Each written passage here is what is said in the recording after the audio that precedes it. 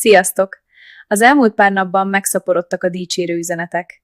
Igyekszek mindenkinek válaszolni, de van ezzel kapcsolatban egy kérésem felétek. Bocs, csak félrenyeltem a gec, vagyis a nyálamat.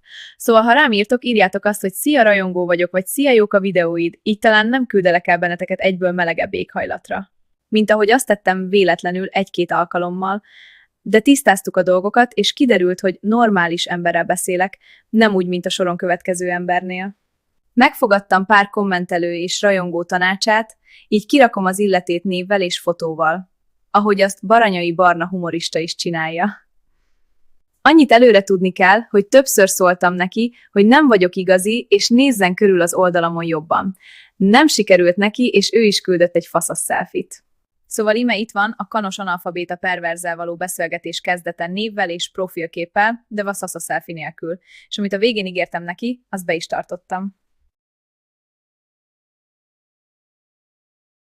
Utólag megjegyezve, ez a selfie is csak úgy hirtelen a semmiből jött. Még a telefonom is inkább kiugrott a kezemből, és bemámászott az ágy alá, amikor megnyitottam a beszélgetést.